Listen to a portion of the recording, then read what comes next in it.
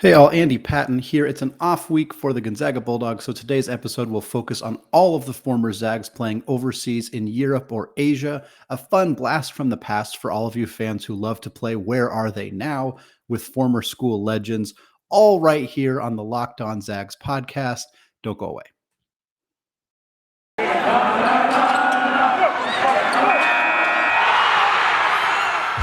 You are Locked On Zags, your daily podcast on the Gonzaga Bulldogs. Part of the Locked On Podcast Network. Your team every day.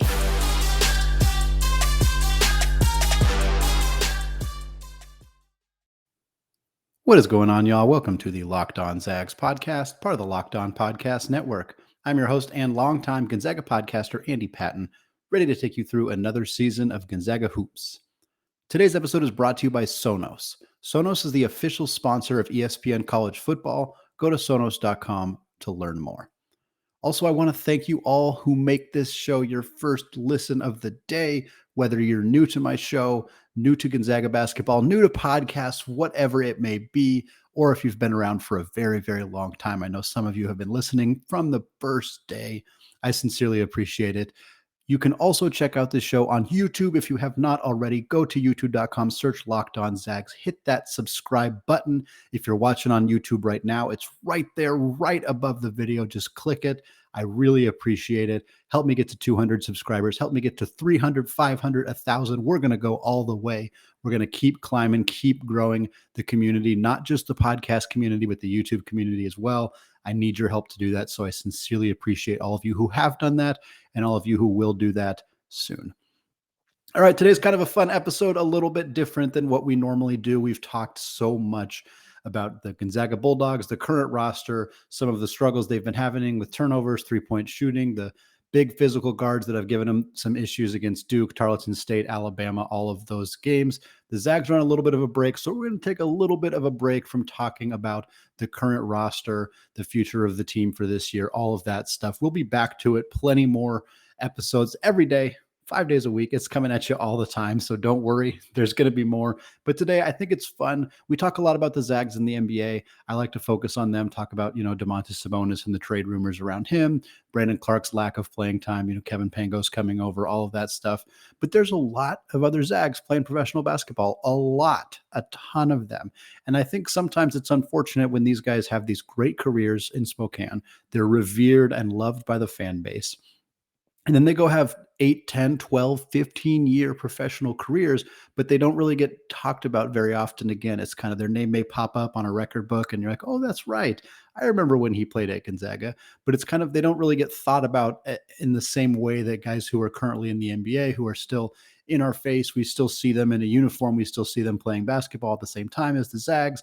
So it's a little bit, it's harder to keep track of those guys in Europe, which is why I've compiled a list of all of the players playing professionally overseas, pulled the numbers from a website, proballers.com, which has really great up-to-date information, and put together a list of 18 guys who are playing overseas in Europe. Most of the European seasons are relatively new in the first 8 to 10, 12 or so games of the season. So it's kind of just a snapshot of where they're at this point.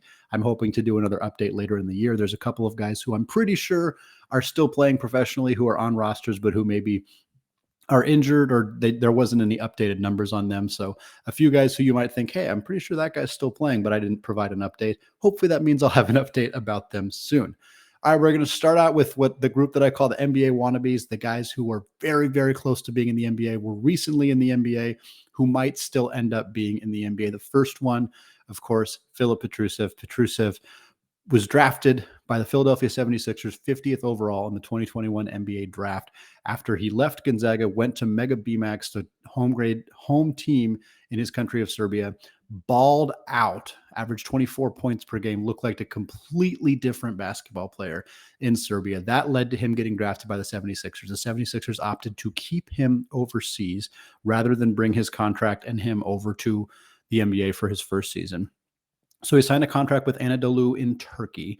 That is where he's been playing through the first 7 games of the season. He's averaging 14.5 points, 6 boards, in 21 minutes per game. He's shooting really well, 75% from the field. It's really hard to argue with that. Probably a slight underperformance from what they hope he would do in Turkey. Turkey's a good basketball league, but NBA players would, in theory, put up more than 14 and 6 in that level. Again, it's 7 games. It's hard to judge too much. I'm really hopeful and optimistic that Petrusev eventually makes his way over to the United States and plays in the NBA. He's more than capable of doing so. Hopefully the 76ers will see that as well. Next up, Kyle Wilcher. Kyle Wilcher is playing in the Spanish League, his first year at that level. He's playing with Tenerife. He spent the last few seasons playing for Turk Telekom in that same Turkish league that Petrusev is in. He was a borderline MVP candidate in Turkey, was literally one of the best players at that league. That is why he's playing in the Spanish league now, a slightly higher level of basketball. Through the first 13 games of the season, he's playing about 20 minutes per night, averaging 12 points, 3 boards, shooting 54% from 3. So that's the Kyle Wilcher that we know, scoring a lot of points, shooting a lot of threes, knocking them down. A guy who never really got the full fair shake that he deserved in the NBA. I understand there was some concerns about the athleticism, and that's what ultimately led him to not be pursued after his brief NBA stint and go overseas. But he's been balling out overseas for a long time, similar to Kevin Pangos. I'm hoping that his opportunity in the NBA comes soon.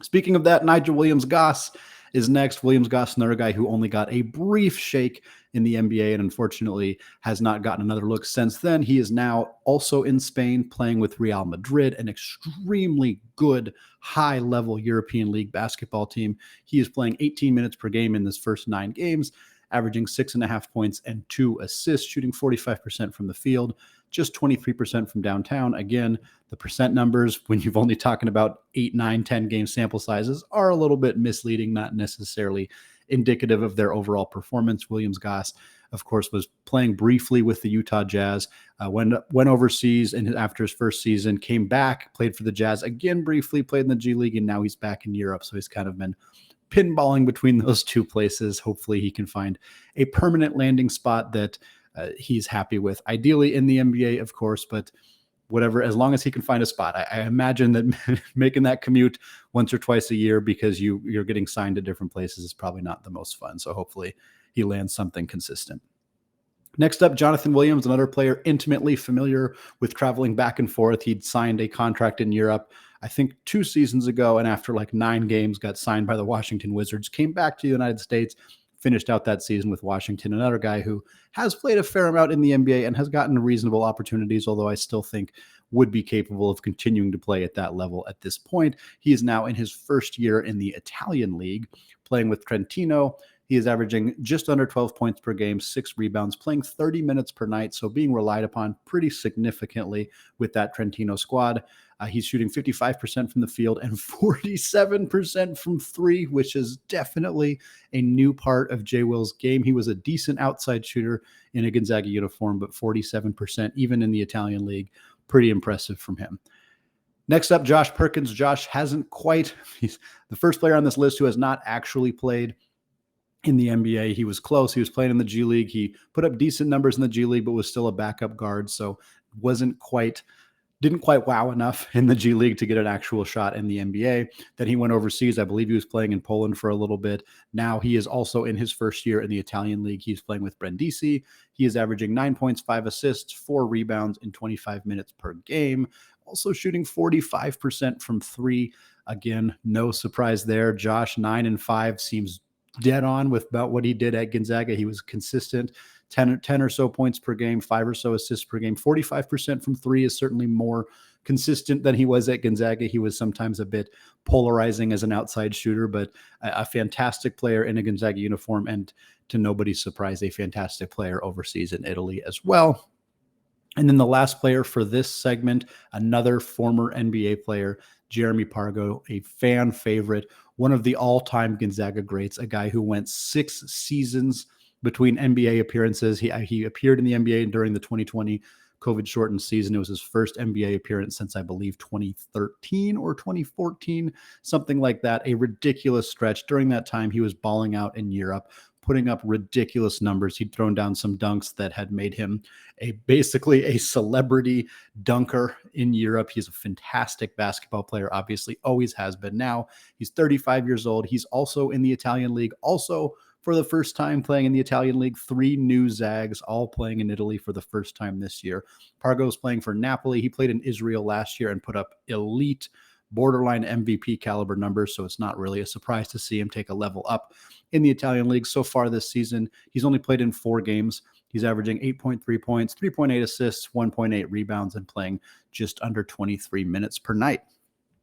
All right, still talking Zags playing overseas in Europe. Segment 2, we're talking a ton of very fun recent alumni, guys who, if you've only been a fan of the program for the last couple of years, you'll still know a lot of these names. All that coming up in the second segment. Before we get there, though, let's talk about today's sponsor, BetOnline.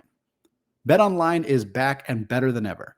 BetOnline has a new web interface for the start of the NBA and college basketball seasons and features more props, odds, and lines than ever before. BetOnline remains your number one spot for all of the basketball and football action this season.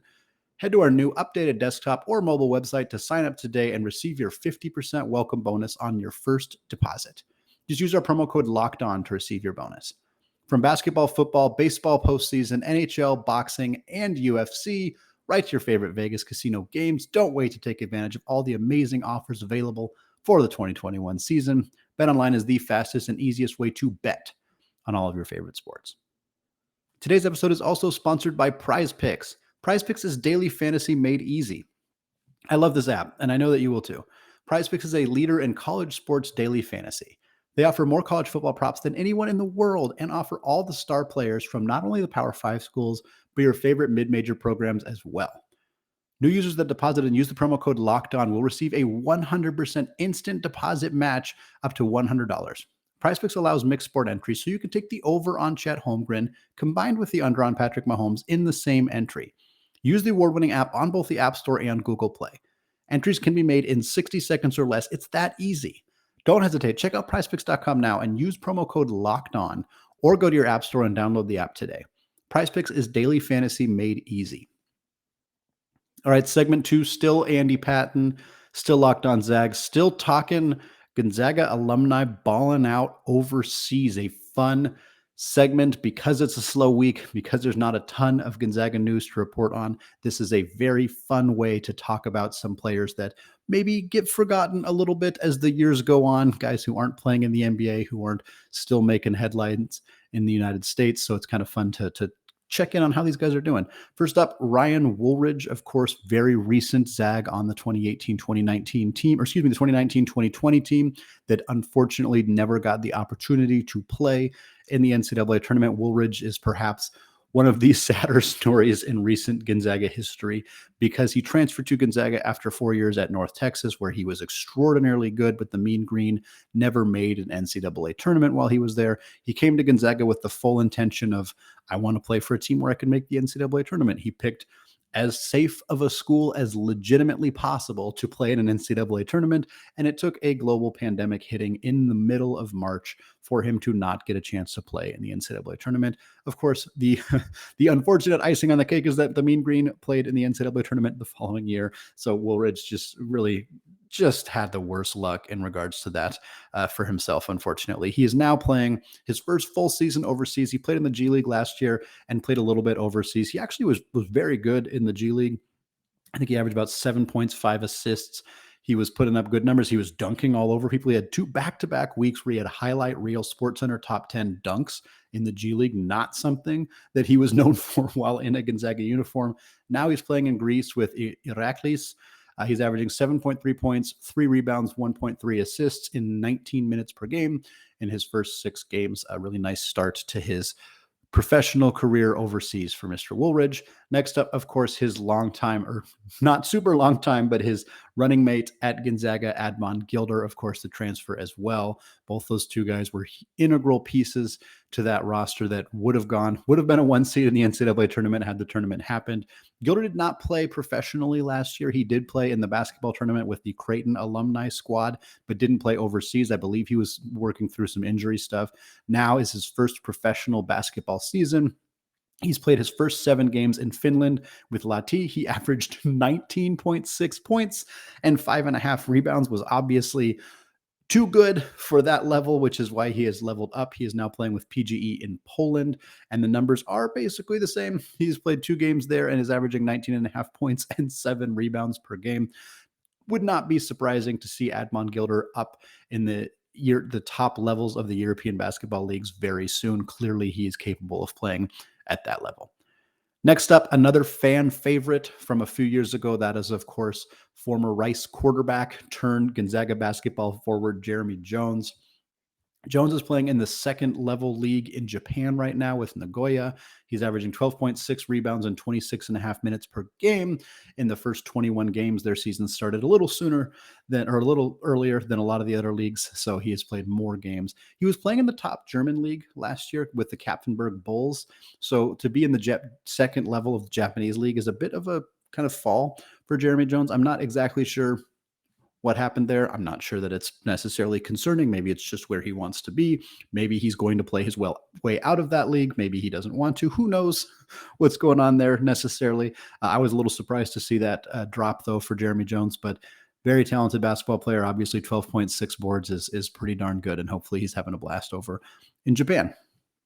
Next up, another fan favorite, Geno Crandall, another graduate transfer for the Zags. He is in his second season with Lancaster in the British League. He is killing it in the United Kingdom. I mean, legitimately killing it this season. They've only played 5 games, or he's only played 5 games, but he's averaging 17 points, 7.6 assists, and 28 minutes per game. Last year, he put up almost exactly the same numbers for the entire league. He averaged 16.7 assists, 6 boards last year. He was one of the best point guards in the league. Hands down, this year he is on pace to do that as well. A legitimate all-star candidate in that league, a legitimate MVP candidate in that league. It's been really, really fun to see Gino Crandall ball out. Obviously, a guy who we never got to see fully in a Gonzaga uniform. He was injured for most of his one season with the Zags, which was unfortunate. A really talented player regardless, and a guy that is super fun to follow on social media if you don't. So please follow Geno Crandall, look up his awesome career that he's having overseas right now, and hope that he can continue to move up in his career and play at some higher levels of basketball. Next up, another guard from the recent past at Gonzaga. That is Silas Melson, Portland's own Silas Melson, currently playing for Kalev in the VTB United League, which is the Russian basketball league, a solid league. Overseas, he's averaging 8 points and 3 rebounds. He began the season with their B team, VTB United B, and he quickly played his way out of that league, averaging 15.5 points, 3.4 rebounds, and 3 assists. So they promoted him to the big squad. Now he's playing a nice reserve role, averaging 8 and 3 off the bench in Russia. And last, but certainly not least, another really excellent player from Gonzaga's past, a guy who overlapped all 4 years with me when I was at Gonzaga. That would be German forward Elias Harris. Harris was in Germany for his entire professional career until last year. And then now this year, he is actually playing in Japan with the San N squad. He is killing it in Japan. 17.5 points, 8.7 rebounds, 2 assists in 31 minutes per game across the first 9 games. No surprise, the German league is a really high quality basketball league. And now, while Japan is growing as a basketball country, thanks in significantly large part to the popularity of Gonzaga's own Rui Hachimura, Japan's league is still not at the caliber of the German league or many of the other European leagues. So for Harris to go down to the Japanese league, you would not be surprised, even at age 32, to see him absolutely dominating. He's shooting 60% from the field, 40% from 3, just having his way with the Japanese league. We'll see how long he sticks down at that level. All right, third segment coming up, still talking Zags in Europe, still talking about some alumni. In this case, we're talking about some alumni who haven't been in a Gonzaga uniform in a long time. Some guys from the Wayback Machine who are still balling out. Kind of fun to think that these guys are still playing professional basketball, living the dream quite legitimately, and well into their 30s. Super fun. Before we get there, though, let's talk about Omaha Steaks. The holidays are around the corner, and finding the perfect gift is tricky. Omaha Steaks makes it easy to send friends and family an unforgettable gift guaranteed to be loved. I've had relatives send me Omaha Steaks for a few years now, and it was a great way to keep the freezer stocked with quality meat for a few months. I know you all have relatives who you want to help out this holiday season, and Omaha Steaks is without a doubt the way to go. Go to omahasteaks.com and enter college into the search bar to order the perfect gift package. For $99.99, you'll get 24 entrees like the world-famous bacon-wrapped filet mignons, chicken breasts, sides, desserts, and so much more. When you use the code COLLEGE, you'll also get an additional 8 Omaha Steaks burgers free with your order. We've all heard the reports about shortages and shipping delays, so don't wait. Order the perfect gift package today at omahasteaks.com, and you'll get 8 free burgers when entering the code COLLEGE. Achieving gifting greatness with Omaha Steaks. Incredible flavor, incredible value, and 100% guaranteed. omahasteaks.com, keyword college. All right, welcome back. Segment 3. Still Andy Patton here, still locked on Zags, still talking about Gonzaga alumni and what they are up to now that their careers in Spokane have ended. This first player we're going to talk about is Stephen Gray, an all-time great from the 2010 era of Gonzaga basketball, a player, again, that I saw a bunch. He was there 2 years that I was there. Really fantastic player, a guy who I thought deserved a shot in the NBA. He came so close. He played in a lot of summer leagues and did really well in the summer league. He played well in the G League in a brief opportunities there. But more than that, he has had a lengthy, illustrious career in Europe. He has played in, I swear, as many countries in Europe as possible. He has played so many different places. It must just be such an incredible experience to have traveled around the world, played professional basketball so many different places. He's now in his first season in Israel with Hapoel. He is averaging 12 points, 2.8 assists, 1.8 rebounds in the first 9 games. He's not shooting super great from 3. Again, it's just 9 games. For me, I just love celebrating the fact that Stephen Gray, a guy who at times it was wondered if he still wanted to play basketball. There was some discussion about Stephen wanting to do something else when he graduated from Gonzaga instead of continuing to play basketball, who has instead carved out a, I believe, 12 or 13 year professional basketball career, playing in just about every country in Europe. A really remarkable and fun story for Mr. Gray. Next up is Austin Day, another guy who's had a very, very long basketball career. Obviously, Day did play in the NBA. He was selected, I believe, 15th overall in the 2008 NBA draft, left Gonzaga early, one of the first players in school history to leave Gonzaga early. Obviously, he has been followed by many players since then, but that was pretty unprecedented at the time. He is now playing his 5th consecutive season with Venezia in the Italian league, so he has seemed to find a home in Italy. He's averaging 9 points, 3 boards, 2 assists in 17 and a half minutes per game and hitting 38% of his threes. Next up, Micah Downs, another long-time European star. He has multiple times played in the Summer League as well, multiple times come pretty close to getting a legitimate shot in the NBA. It's probably too late now. He is 35 years old, but still balling out. He is in his 2nd consecutive season with Sporting CP in Portugal, averaging 10.5 points, 3.5 rebounds in 27 minutes per game. This is his 4th season in Portugal, but he has played multiple different countries as well. Another very well-traveled Zag. Speaking of well-traveled Zags, perhaps the most well-traveled Zag of all time, a player with a truly remarkable, incredible, book-worthy story. That is Ira Brown, 39-year-old Ira Brown, a former professional minor league baseball player with the Kansas City Royals, was teammates with Zach Greinke in the minor leagues a lifetime ago. Then he came to Gonzaga. Then he's played professionally all over the world. Last year, he was an Olympian for Japan, representing Japan in the 3-on-3 basketball tournament. An incredible story for Ira Brown. He is in his 3rd season with the Osaka squad, his 9th consecutive season playing in Japan. At age 39, he's averaging 11.5 points, 6.2 rebounds, playing just under 30 or just over 30 minutes per night in 18 games played and shooting 35% from 3. An all-time Gonzaga legend. His career numbers at Gonzaga may not pop off the screen. In fact, they don't pop off the screen at all, but a player who has had a truly remarkable life for not just career, just life in general. It's been very fascinating to see Ira Brown. And the fact that he was an Olympian last year is really just icing on the cake for an incredible story. Next up, Matisse Merninghoff. Matisse, if you may remember him, he wasn't at Gonzaga very long. German. He was a German student who came in, played a couple years at Gonzaga, ended up leaving early and going back to Germany. He's now in his 10th season playing in the German Basketball League, his 4th with BG Göttingen. He's played there for the last 4 years. He's averaging 7 points, 4.5 rebounds in 25 minutes per game.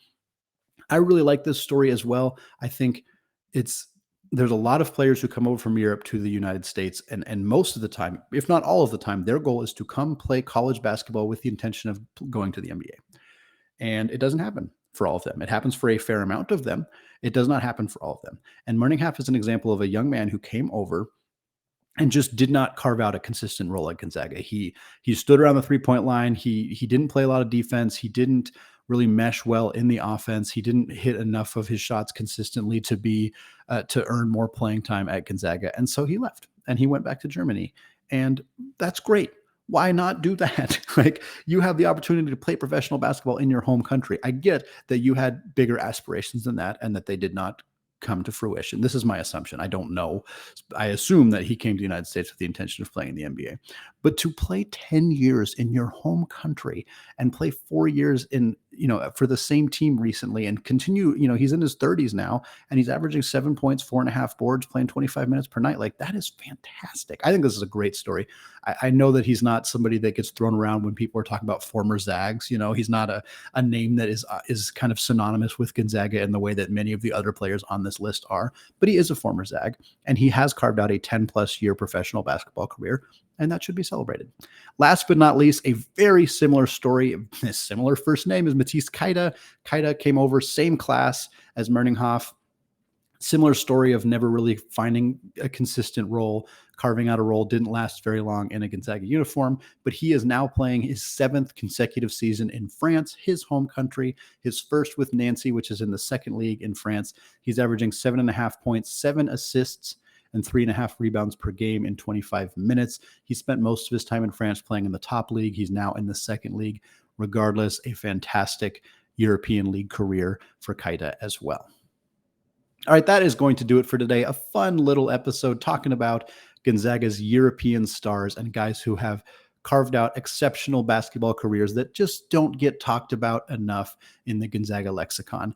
Thanks for indulging this Where Are They Now segment. I had a lot of fun with it. I hope you enjoyed it as well. Rest of the week's going to be back to kind of our normal scheduled programming. We got WCC Wednesday, Andy Locks on Thursday. Friday, we're going to have a fun guest on the show to preview the big time Gonzaga Texas Tech game coming up Saturday morning at 10 in the morning. All right here on Locked On Zags podcast, which is available wherever you get your podcasts and available as well on YouTube. Hit that subscribe button if you have not already. Podcast links will also be available on Twitter at Locked On Zags and on my personal Twitter account, which if you're not following it, you can find me at ScoreZagsScore. Finally, now is a great time to make your second listen of the day, the Locked On Bets podcast. Locked On Bets is your daily one-stop shop for all of your gambling needs. Locked On Bets is hosted by your boy Q with expert analysis and insight from Lee Sterling. All right, thank you all for listening, and go Zags.